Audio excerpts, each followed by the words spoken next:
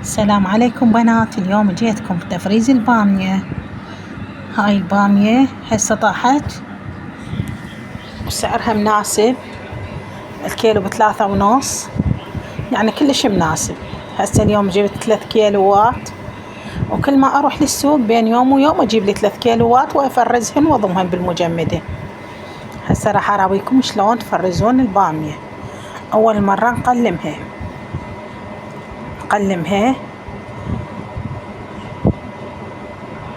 والنوب اخليها ماي فورتين، ما اخليها كلش تفور، هيجي 3 دقايق 4 دقايق اخليها ماي تفور، واخلي عليها خاشوقة ملح. بعدين اصفيها بالمصفى. هاي بعد ما صفيتها اصفيها. هاي جابولي سمكة اسويها للغدا، راح انظفها واكملها واخليها بالمشواية اشويها الغدا. هاي سمكتنا اليوم. وهاي بعد ما صفيتها خليتها بصينية، وزعتها بصينية على مود يبرد. من اخليها والنوب اكيسها بالكياسة بعد ما برد وخلص اكيسه.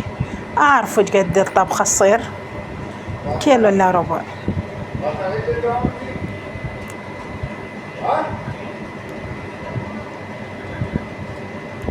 هذا الكيسة بالكيلو، كياسة اشتريها من السوق يعطيني ب1000 دينار اكثر من 50 كيس.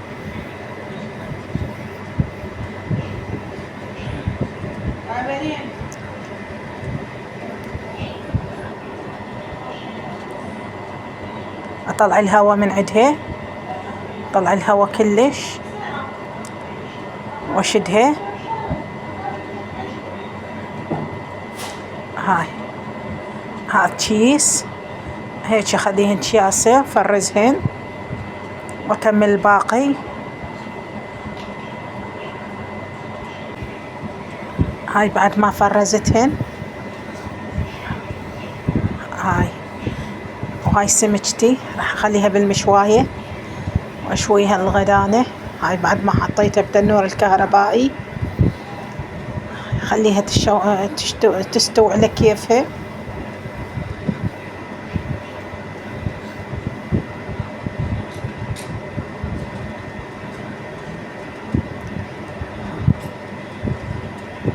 هاي بعد ما استوت صارت مستوية وكلش طيبة.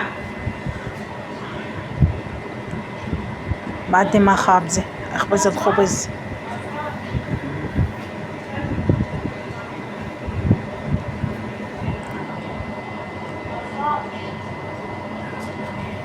هاي سمكتنا ايش رايكم بيها؟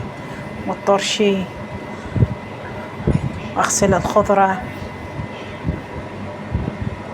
هاي خضرتي غسلتها غسل زين. من اغسل الخضرة اخلي عليها خاشوقة مال ملح ونص السكانة خل.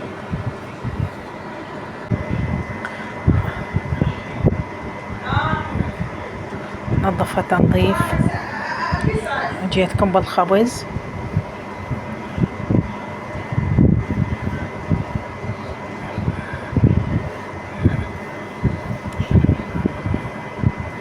سمك خضرة ورقي وخبز حار، وسهمكم العافية.